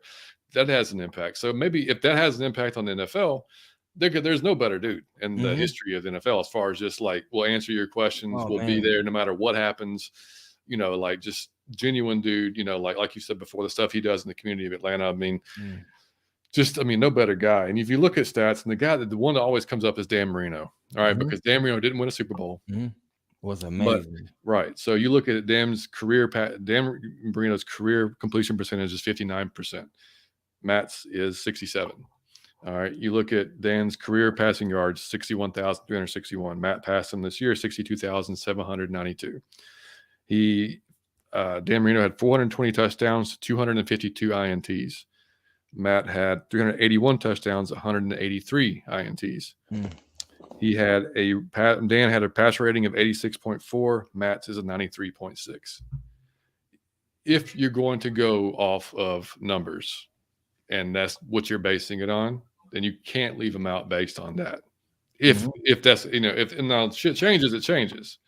And welcome back, Terry. We're talking about Matt, obviously, in the booth. You can tell in the booth, okay. Yeah. And the fact that, I don't know if you saw Seth Whittingham's article on Matt on ESPN, basically just talking about the Super Bowl and how that could have literally changed his trajectory of going to Hall or not. And what? Hold on. I ain't see that. First of all, we not doing that. We're not doing That's that. Something I said too. We're not doing that, bro. Look at the stats. That man has missed 3 games in his whole career. He's put up. Go ahead. I want to say this, and I'm gonna jump in too to say this. If you judging it on the stats, he goes in, and then even the stuff that you pull that we say we care about, he got to go in. When you're talking about who was a professional on and off the field, he got to get a Hall of Fame jump for that. If you're talking about who was the Iron Man, who's the toughest, well, he got to get a Hall of Fame jump for that.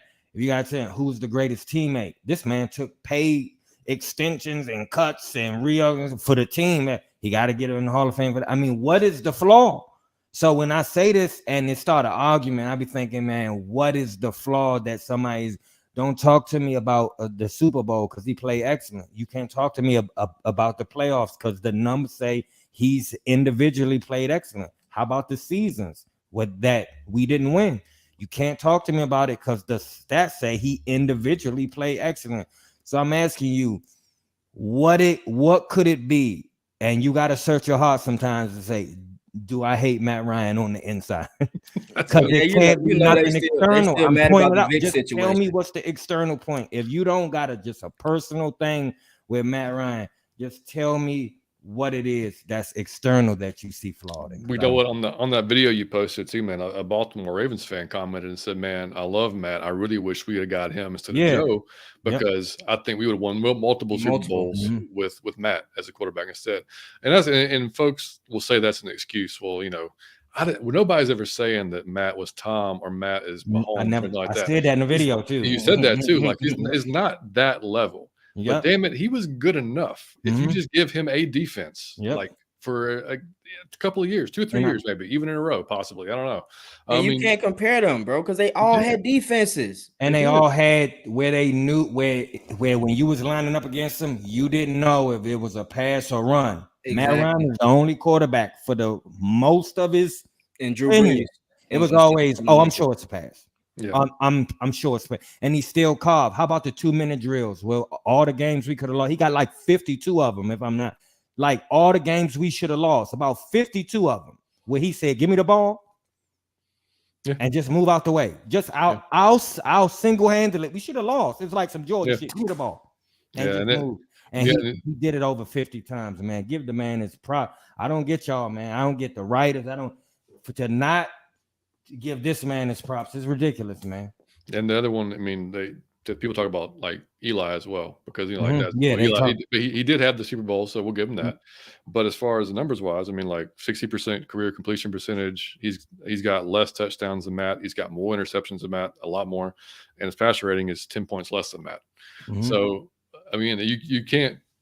I mean, stats are there for a reason. They're stats. I mean, like you just can't ignore them and say like they don't exist. So I mean, and then Flacco. I don't even want to talk about Flacco. I mean, Flacco, he was that was the argument forever. It's like, oh shit, man, Flacco might be better than Matt. Dude, don't even he had that good playoff year in 2012. And respectfully, I say this with all respect, they would have got their ass punished if we would have beat them 49ers, bro. Dude, they didn't have nothing for us. Nothing. They didn't have nothing for us, bro. And if we being real, Matty Ice has gotten cheese with this coaching. In 2012, that was some BS coaching. Oh my God. John Abraham has a hurt ankle. Why is he still out there playing? 2016, Kyle Shanahan. You knew you was going to the 49ers. How do you lose the playbook a night before the game? Tell me that's not jinx. Did the Patriots know the ending of the plays in the fourth quarter? This rings my bell. You literally and Matt Ryan had a great successful playoff in 2016. Devontae Freeman should have won an MVP in Super Bowl. You chose to stop running that ball to Devontae Freeman because you didn't want to pay him all that money. So I like, come on, it be so much rigged stuff when it comes to the NFL. At times, it's like, bro, you cannot stop players from getting paid. Give them the ball and let them eat. Freeman was killing. They didn't have nothing for Freeman, dude. There's so many things about that game, man. Like, and there's enough blame to go around. Like the stop running the ball or calling plays with 20 seconds left to go on the play clock. I was like, what the hell is the rush? Like, what are we doing? You guys you look up and see the score, right? Like, we try to like take some time off the clock here. Like, why are you rushing? And then what it was though. Freeman, he fucked it up too though. After we got that big play to Julio, why does Julio only have 4 targets for 4 catches for 84 yards? That's one. Sanu has been killing. No targets. Taylor Gabriel had a big game, literally had 2 touches. What are we doing here, Kyle? Let's be realistic. But Devontae Freeman, that -5 yards on that first down kind of cost us after that Julio catch. I don't think he trusted running the ball after T. Cole went out when they stepped on his ankle to hurt him on purpose. Yeah. And it goes point blank. When you said the 26 seconds, that play clock actually messed us up on that 3rd and 1 when I forgot his name, number 19 Robinson was wide open when Freeman missed that block. Yeah. And I kind of feel like because the play clock was wasted, he couldn't say, Freeman, you block him. This is your man. You block him. Mm-hmm. And Freeman looked confused in the play. He was like, "Oh shit, I'm open." Mm-hmm. And Matt got killed. Mm-hmm. Yeah, That changed the tide of the game. Yeah, and that's what in that article, and that's what we were saying while you're gone there for a second. Belichick said after the game, apparently to some reporters, that if Matt doesn't hitch and lets that go just a split second earlier, like a split second earlier, it's ball game. It's ball game. So there's just so many things, man. Just like luck, man. It's unreal. And here's all I'm saying too. Like, man, if you can't dwindle him down to a play and say if he'd have done this right, he a Hall of Famer. If he don't, he's some shit. But that's idiotic. That's an idiotic way to view the man. And again, like I said, please go see the video I did, because it just detailed it all. I just detailed all the things that make him a Hall of Fame. And just like if you going off and that's on the football field. But like, man, off the field is where he earned the yellow jacket. There's no other player that's doing that off the field.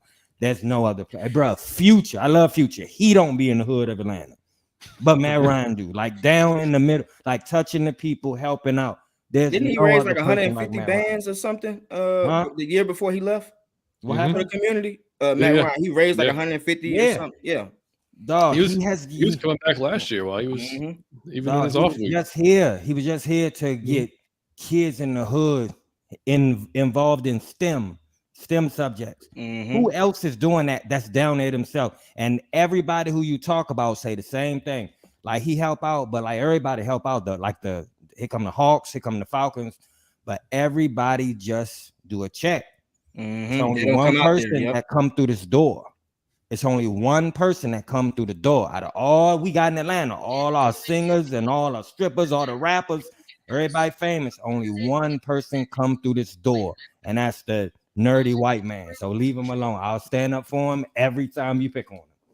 That's right, man. Tyler, man, what's going on, dude? Tyler. Man, he's on the TMB broadcast or podcast, which is a 49ers podcast, actually.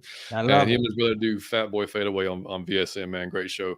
He said, "What up, fellas? I don't even care about Falcons, and you entertain, but you guys entertain me. Keep it up. We appreciate it, man." And then the PR said, he shouldn't be talking. We spanked them last year, might I add. That's right. I don't care if your players were hurt. Y'all had the best defense in the league at that time, and Marcus Mariota won a Player of the Week on y'all. Might I add. Best week of his life, man. Best week since other than college. Indy do owe that man some money. That's a good point. Yeah. That's why he hasn't announced it yet. If he does, he doesn't get paid. I ain't saying shit either. I'm like, no, I ain't retiring. No. June 2nd, I'm retiring, guys. Whilst we know as athletes, it's hard to give up when it's time out. But it ain't no coming back, Matt. When you put the suit on, it's no taking the suit off. Yep. Doesn't think he belong. Yeah, it's a whole lot of people that's saying that. Yeah. Millie Mills, what's up, man? Millie. I hope Desmond took the time on the offseason to reach out to Matt Ryan and pick his brain. I'm gonna be honest. I wish more players would do that. If I'm a cornerback, I'm calling some cornerbacks. If I'm a quarterback, ain't no way I'm not calling somebody like Matt Ryan or something. Especially knowing that he stay here. Yeah, especially knowing, and he would be willing to help. Like I said, I would just love to have him on as a consultant, man. I think he would. John, hey, I will say this: if he make the Hall of Fame, you got to record. I will be crying like a schoolgirl in the crowd, like with a jersey on. I'll make a spectacle. If you think I ain't going to Canton, I'm front row in Canton when Matt go. Just know that. Yeah. No, I hope you're right, Wallace. I really do, man. Like, I want him to be there. I just, like I said, I worry. The longer it takes to worry out, the more I worry about. And he for sure going in the Ring of Honor. If Drew Brees doesn't win a Super Bowl, Matty numbers are as good. Yeah. Yeah. Oh, I know, Wallace, man. I know, buddy. I know, man. Yeah. Berto, yeah. Thank you, man. Atlanta media need to do better and get in. Yeah. Appreciate you, Jeff. What's going on, man? Mike, you said hello, great people, greatest fan Mike, in the world. That's a great name, man. Mike, I love it. Look at this. Big Low. What's Big Low? Yeah, that's my man. Like when Big Low was on a few weeks ago, we just realized that we realized that we lived like 15 minutes from each other. Oh yeah. I had no idea. Oh, that's dope. Yeah. We're grabbing lunch soon, man. We're grabbing lunch soon. It's rigged. Jay Black, what's up, man? How do you exactly. Dude. I don't even know, man.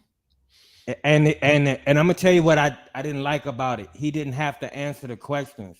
I felt like he should have had the answer but to that shit. a couple years later though, he was like, "Oh yeah, I might have done things differently." No, he just jumped on the plane and he left. And I think, nah, man, when you fuck with y'all, when the state was waiting on that, it was people crying. I thought my life's work was coming to fruition. And then you just lost it and then just caught the plane. You never had to explain yourself. I ain't like it. I know, sorry. I know, man. We try to bring it up very often, and it's a difficult one, man. Yeah, Ryan be in the trenches. That's what I'm saying. Future don't be in the trenches like 21 Savage ain't in the trenches like Matty Ice. Sorry, Jeff. My bad, dude. Like I said, we had to bring it. I mean, it just had to come up again, man. Talk about it sometime. Yeah, I mean, unfortunately, it's just part of our history, man. We're gonna have to get with it.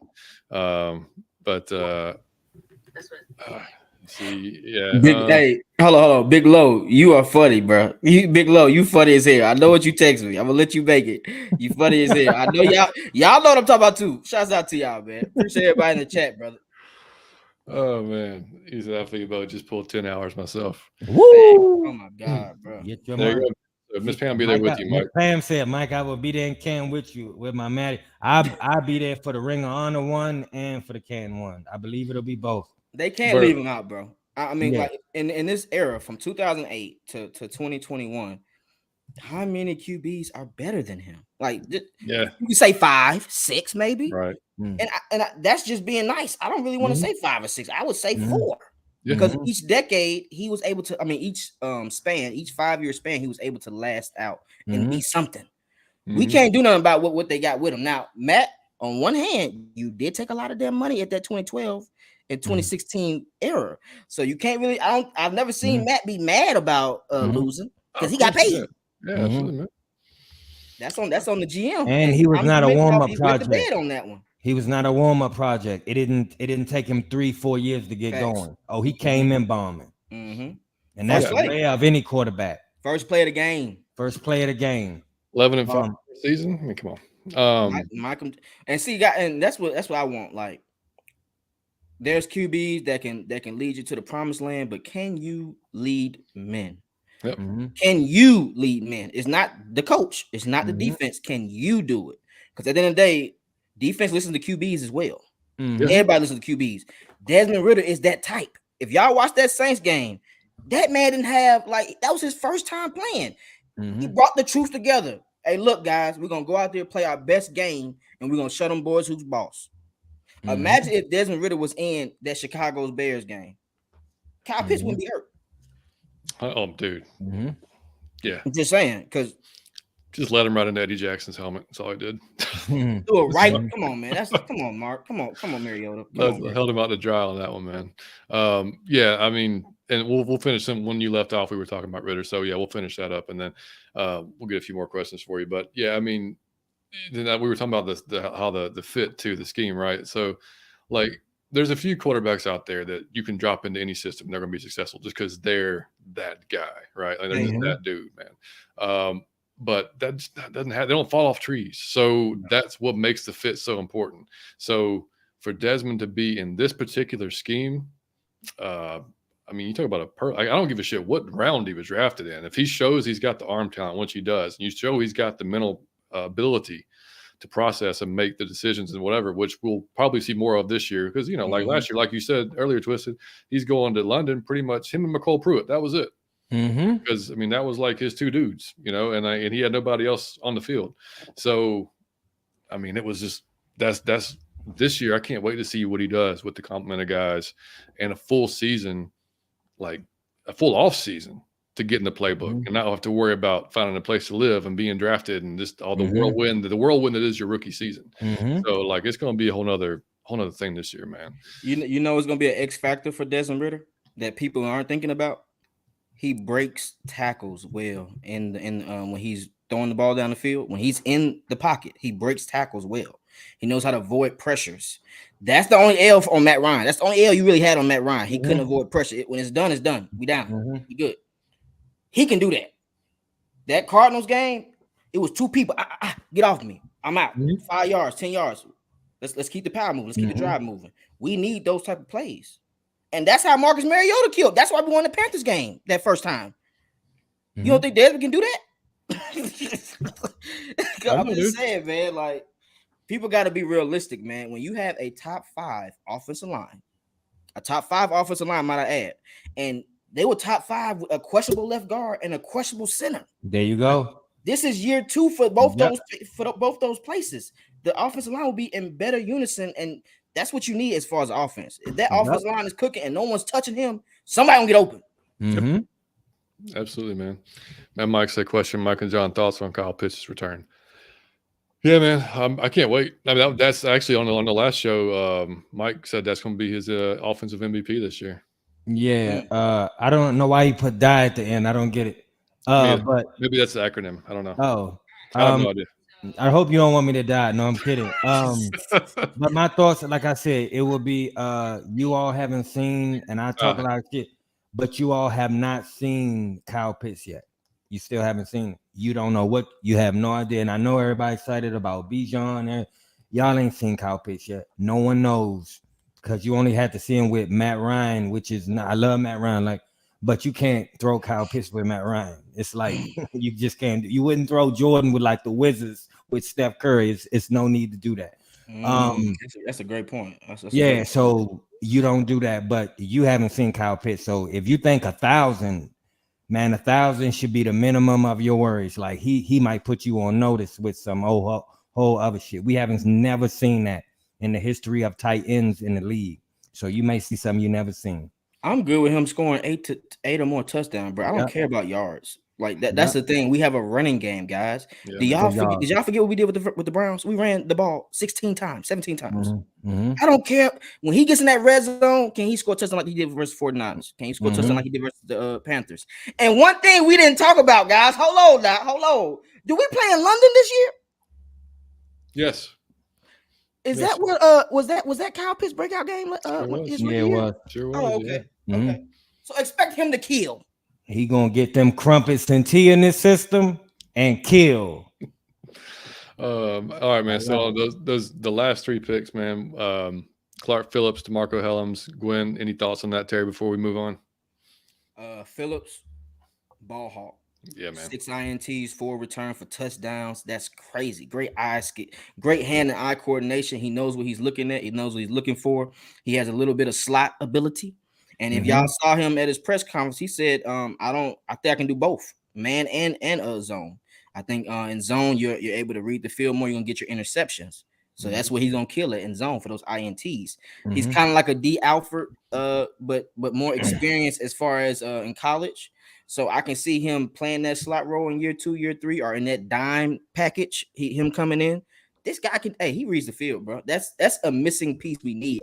I need INTs. I need short fields. Stop making it so hard. Marcus Mariota had to drive 80, 90 yards a lot. I don't want to see that. I want to see turnovers. Get good field position so we don't have to depend on Young Hoku, which is the best kicker in the league, might I add. First or second. That's right. There you go. First or second, respectively. Yeah. Top 3, but not 3. So I don't want to have to rely on Young Hoku, and that's what we did a lot in these past 3 years. He won us a lot of games. He had OT wins, late game winners. So I want us to score touchdowns, and to score better touchdowns, you gotta get turnovers. You gotta get great field position. I'll be honest, man. I don't know how I'm gonna feel seeing us get multiple sacks per game and possibly multiple INTs per game. I haven't seen that in so long, dude. I guess I can't wait. I can't wait, man. I don't know. I can't talk. I'm gonna tell you, if you study the picks he got, he went and got ball hawks. Yeah, he went and got ball hawks. He got all of them on ball hawks. So we should get some more interceptions, and we should have some more sacks this year. There's no excuse not to. Super Contra said, "What are the odds they keep AJ on Ridley the most of the London game?" Ridley ain't ready for AJ. That's matchups we've seen in practice. So AJ ain't really gonna know each other. Ridley, he's a great receiver, man. Knows how to get in and out of his cuts. Great route runner. He was injured most of it. Like at first, I was hard on Ridley until I realized he was hurt, and he was still going out there. You know what I mean? But that's a great matchup. Ridley's gonna be out there to prove it. So shit. I mean, both of them might be up for that challenge, quite frankly. But the Jaguars have a good running game. They do have Trevor Lawrence. Trevor Lawrence does like throwing the ball down the field, and they got what's my boy Kirk. Yeah, Christian Kirk. Yeah, Christian Kirk. So the jury's gonna be out of how we match up versus them. I'm anxious to see how that will go. Christian Kirk, nice too. Yeah, that's what I said. He got paid 84 mil. Christian Kirk got a bag. He played last year though. And their defense can play too. So I mean, that's gonna be. What are they gonna do about Allen? I don't know. I was hoping we might be able to take a swing at, but we shall see, I guess. All right, so Mike. Twisted T. I don't know if he just muted his mic on accident. You mute your mic? Yeah, I'm still in that call, so I was making sure. We're good. What's up? T is doing two things at once, but we want to play a baby. game which you call Twisted T. Everybody know about Twisted T, so we're gonna play Twisted T. Hey T, I'm gonna just run down a few questions that we need you to answer on out of your Falcon mind. All right? Okay, talk to me. Hey, it's gonna be all over the question. The questions come from all over. Lord, you finna have me thinking, man. So here we go, T. Twisted T. Appreciate you, man, Mike. T, I'm gonna tell you. I want to know: does a sandwich taste better when it's cut in half? I never thought about that, but I would think so. You get the best part of the sandwich, right? But you tell me. I'm asking you. I think so. You get the best part of the sandwich. Okay, he said it. So the yes part. Okay, the best part of the sandwich. You heard it from Twisted T. T, I got a question for you, man. I want you to be honest. Okay, there's nobody in the car except you, and you just went out to the store you grab some food for you and your wife, your girlfriend, whoever you got at home. You go grab 2 meals, all right? And she want fries with her, so you got fries with yours, and she got fries with hers. Are you the type? It's two type of people in this world. It's a person that closed the bag until they get home, and then they share the fries as they came equally. And then it's a person that skim a little off the bag, get some little, put mine in, and then I give you the fries. Are you skimming in them fries, man? I want you to tell the truth. If you get 2 fries and somebody else got 1, are you going in their fries? I'm only doing it if it's McDonald's fries or Zaxby's fries. Oh, you say he just said okay. I would do the same thing. And I'm gonna get a large just in case, because if you get a large, it ain't gonna show all the ones you took. No, so large, take about 5 to 10. They good. They still be good. I love it. And you have to look in the bag, because those ones that fell down the bag, you just grab those up immediately. Those be the fresh hot ones too, with the good seasoning. Right off the bat, you got to grab those. Every time. Every time. Twisted T. I got another one for you. Who is I'm gonna name you 4 rappers. I just want you to tell me who is the best rapper. I'm not saying who dressed the best, who got the most sweat, who can rap the best. Lil Wayne, T.I., Jay-Z, Kanye West. Ooh, I love it. Out of your Falcon mind. Let's go. All I can think about is Wayne. In my era, from middle school to high school, we love Wayne, guys. Let's just be real. We were calling Wayne the next Jay-Z. Yeah. And quite frankly, if we're gonna be honest, Wayne is better than Jay-Z. Thank you. That's what I'm talking about. I need people to understand that. Jay-Z wasn't going at a rapid clip like Lil Wayne was. Lil Wayne had damn 100 songs on 1 year. Yes. Yep. That's different. Yeah. And if you play Sky's the Limit and tell all I'm a rival, I'm good. That Sky's the Limit get you hyped, don't it? I'm good. I got Wayne. I love it. Okay, Twisted. Jay-Z is 5. All 4 of them 5. Kanye West is good at making music. Birdo said Jay-Z. See, I had a feeling he was coming with Jay-Z. So, all right, I got another one for you. Who is the most underrated one of these 3? I'm gonna name you 3 former Atlanta Falcons. I just want you to tell me who is the most underrated of the 3. Keith Brooken, Roddy White, Desmond Trufant. And I don't have why you even ask me this question? Ooh, I love it. You saying the GOAT? Who? After that first year, when he had the tough time with Vicky, he came back with Joey Harrington, might have add guys, and had 1,000-yard receiving. Before Julio got there, he got there. Talk to him. Roddy White. Do y'all forget what Roddy White did in 2010? He was the top receiver in 2010. We played the Bengals at home. T.O., Chad Ochocinco, who had the most yards and touchdowns that game. Roddy White, 2 touchdowns, over 140 yards. Yeah. Did y'all forget that Detroit Lions game in 2012? Talk to When him. Julio was killing, and Roddy said, "Oh, they think I'm trash. You finna put Chris Houston on me? $130 for six catches and 2 touchdowns. Fake ZD. Talk to him. Come on, guys. We got to do better. Even in 2012, he took a dip, but still was a top 5 receiver in stats. Well, the only time Roddy took a dip is when he was hurt. Well, it's Roddy. By all means, Keith Brookett, I love you, Keith, because I played linebacker growing up. Well, after you made that move on that 3rd and 16 versus the Arizona Cardinals and Kurt Warner in 2008, when the man jumped up for a short route and it was 3rd and 13, and Kurt Warner threw it over his head. No, you're not better than Roddy. Respectfully, no. Right. Sorry, Keith. We love you anyway. I love you, but I agree. Roddy did make a lot of tackles like 10 yards downfield too. You heard it here first. Roddy White. Sorry, Desmond. I got a good one for you. Hey, I got a good one. You saw Dre's comment, right? Yeah, that's hilarious. I was gonna put him on it, but I had to. It was all on the song, so it just went over your head. All right, I got another one for you. Twisted T. I got another one. Now it's a good one, man. I need you to listen. Not who was better. Who was more influential to their sport? Was it Allen Iverson or Deion Sanders? We talking about practice, man? It's Mike's boy right there. Twisted. Talk to the people, man. What you saying? Hold on. This is tough now. This is very tough for me. Deion Sanders, he went to my alma mater. Mm-hmm. He played for our team. But no one was calling Deion. Well, Deion has always been the best. I'm sorry. I don't know. That's a tough one, bro. You gotta live here. I might have to pick Deion because he got the rings. But AI, as a player, as a person, everybody wanted to be AI.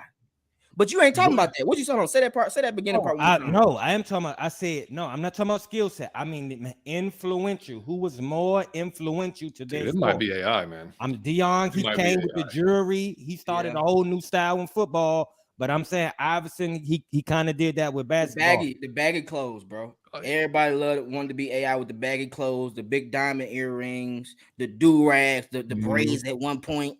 Mm-hmm. I don't feel like people try to be Deion. They try to be him on the field. They try to be flashy. Yeah. But people actually catered to AI. Yeah. Like they wanted to be AI. Mm-hmm. Especially as he crossed Jordan. Oh, man. We lost our mind. That's a tough one, dude. I love it. That's one of your tougher ones I've ever heard. Yeah. Yeah. I got a question for you, Twisted. I got one for you.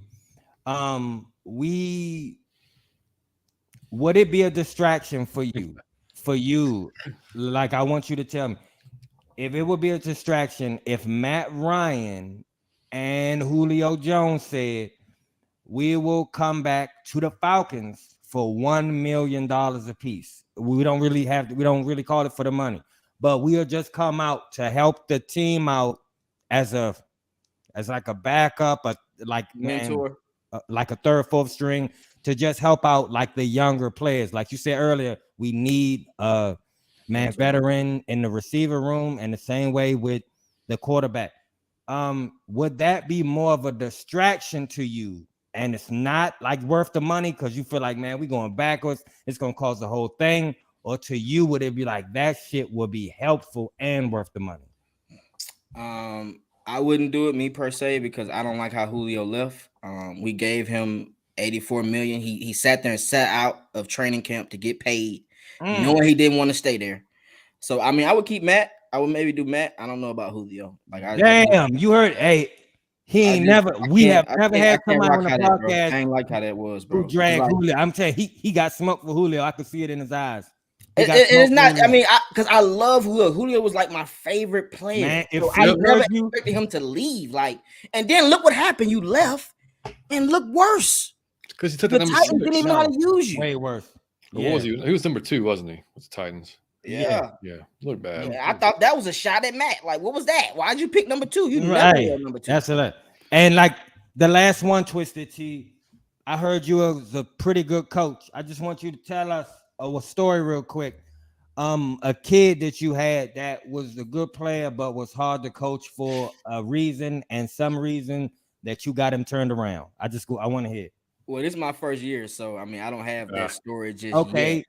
Okay, you don't have that story yet. I Just want yet, you to tell us then. How about a game? Is this something that you learned from your own mistake? You're like, I'm gonna do that different the next game or next season. I learned that I can't treat the kids how we grew up playing football. Like we grew up in a hostile environment. Coach was cursing us out. Hey, you can get your ass down and get set. Are you gonna be up downs all day? You can say sports in general. You can say sports in general. Yeah, well, so sports you can't. Same thing for baseball, dude. Same thing. So you can't speak like that. You can't be hard on them, bro. You got to pretty much say, "Hey guys, we're gonna be better. It's okay, guys. I'm gonna coach you up. We're gonna get you right." No, damn. Where's your intensity? Yeah. If I ain't talking to you like that, how I know you gonna do it in the game? Yeah. That's how I grew up. Like, yeah, we took certain words. Yeah, we now are you speaking of that because the kid will start crying, or you saying like the parents is going through both? It's both. Oh bro. Man, that's why I say sports, because you see it in baseball too, man. Like my kid plays travel baseball at 12 years old, and it's the same deal. Like it's dude, you've got. I could talk for an hour about this shit. You see kids that'll just kind of get all in their feelings about a coach just coaching them. Yeah. And I told my kid from like day one, I'm like, dude, you want to be coached hard. Like that's their job. It's not my job. I'm your dad. Like, number one, there's gonna be a point when you're gonna be like, your dad, you don't know what the hell you're talking about. I'm not listening. But I told him, I said, dude, the worst thing you can have is a coach that's not paying attention to you anymore. Because that means they don't give a damn about you. They don't give up. So if you got a coach that's on you and they're just trying to make you better, like that's it. Like, I mean, that's what you have to get used to, is like that. It doesn't mean that they don't like you. It doesn't mean that they think you're a bad player. It means they see more in you. They're trying to get more out of you. That's all it is.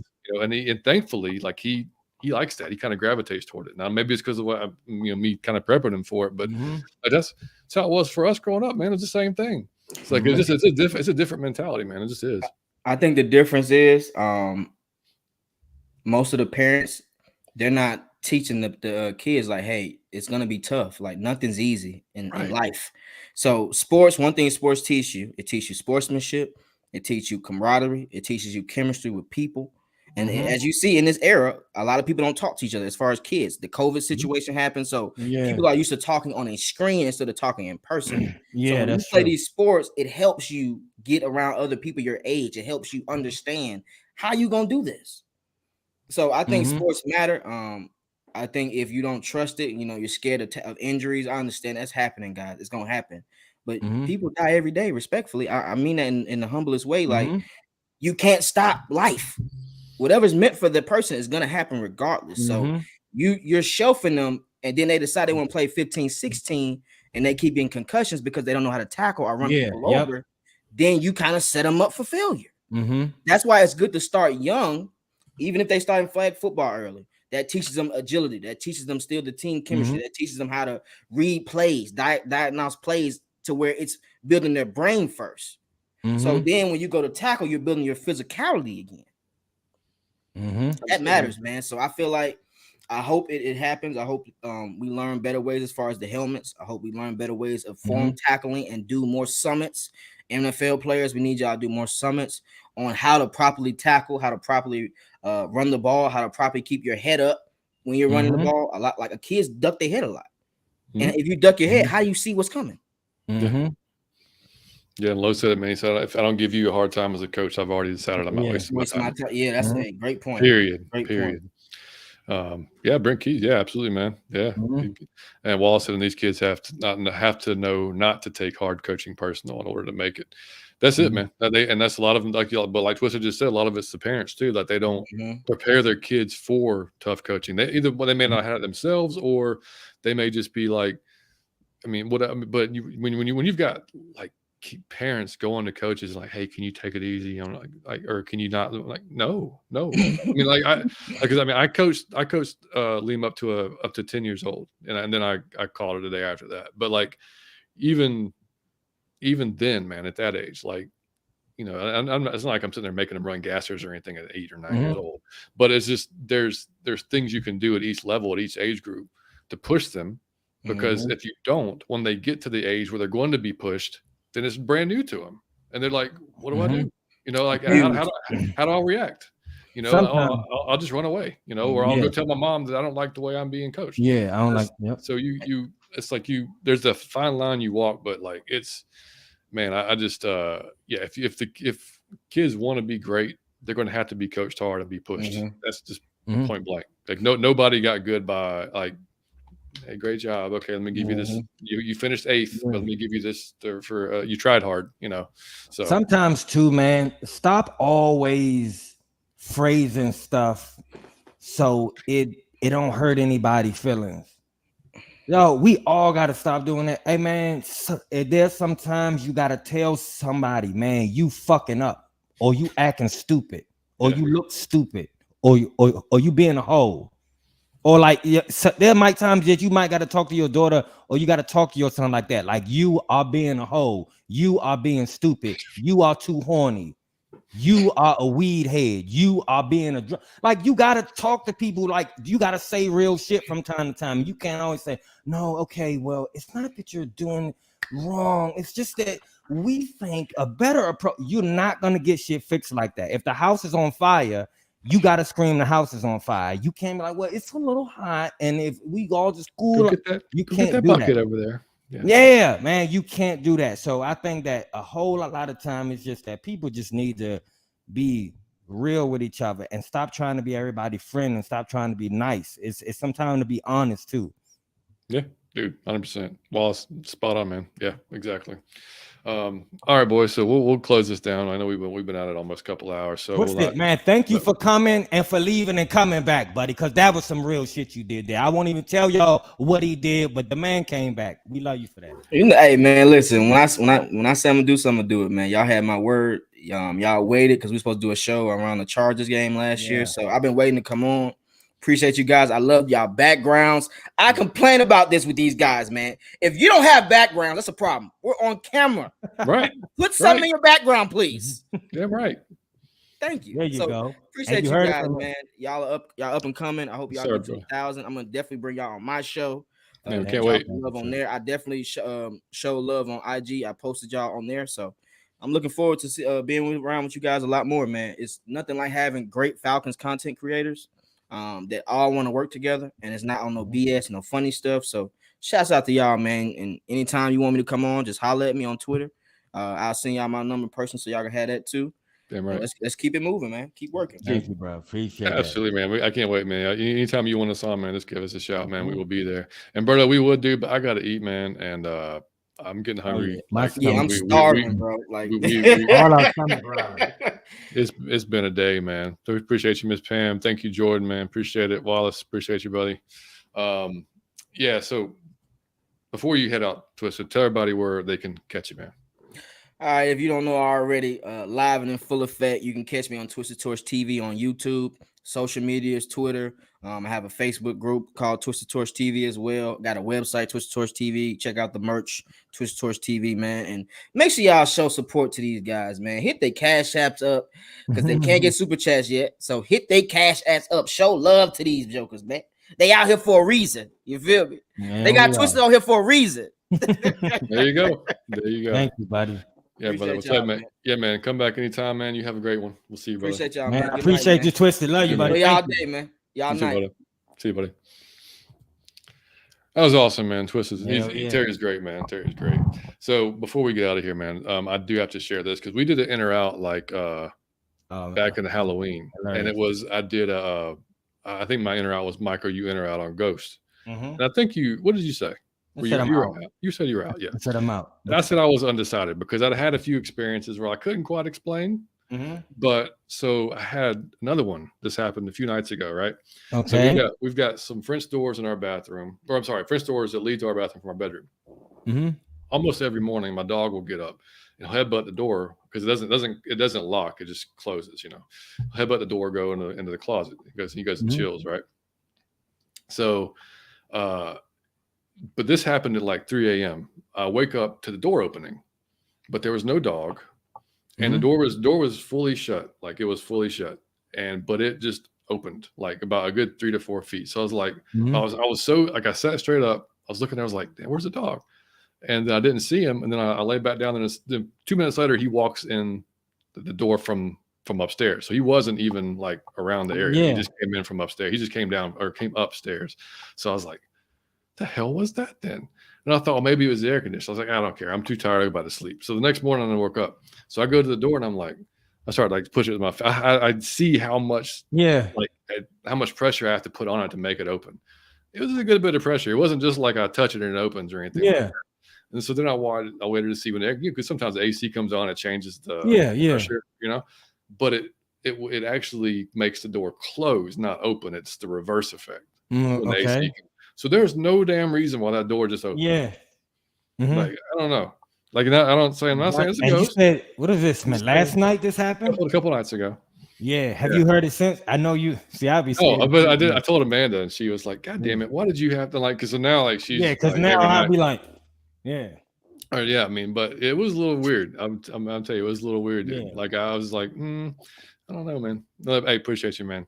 Hey, Berto, we did underrated overrated on Saturday. We did it on Sunday, but we'll do it. It's gonna be it's a staple, man. Dude, I wouldn't be surprised, man. There is a Civil War cemetery. Yeah, that was one of the other experiences I had. We were walking through Sweetwater State Park, like I don't know, years ago. But there's an old Civil War like cotton mill, like it was built during like it's still standing sort of, but it was like 90 degrees that day.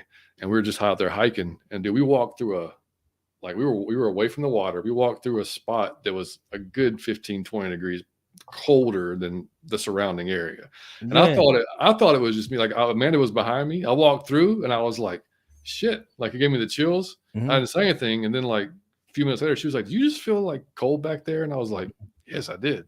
I was like, what the hell? So like those are the only 2 times it's happened to me in my life. But I was just like, like I said, I'm open-minded. Let's put it that way. I don't know what the hell it is, but hey man, you got to keep us posted about that. Like paranormal activity, I want to see a camera, so you got to keep us posted about that. I'm afraid to put I'm not putting the camera in there. Hell no, I don't want to see that. Dog, I will have one. I just want one to do real quick, just mine. I got a personal one. I just want to encourage everybody to do this.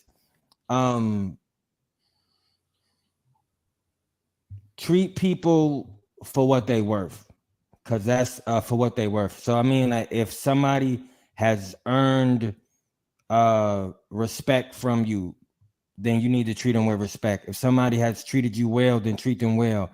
If somebody has been forgiven when you screwed up, then try to be the same way. Just if you got good people in your life, man, good people who really care about it. And I'm not saying that the people are going to be perfect, but good people in their heart who love you and who care about you are priceless. And you just don't treat those people like anything. You don't talk to them like anything. Always look out for those people. And just always treat them right as you can. And they're not going to be perfect, but as long as you think they have a good heart and have your intentions at best, always try to be real to them and always try to treat them well. Love it, man. Great way to end the show there. Yep. All right, boys. We appreciate y'all for joining us tonight for almost 2 hours. Shout out to Twisted, man. We're so glad we finally had to get him on, man. It was great. We've been waiting to do that for a long time. Yeah, we've been trying to get him on forever. So, but we will be back probably next Wednesday. Next Wednesday, we are scheduled to have Logan from Rise Up Rundown.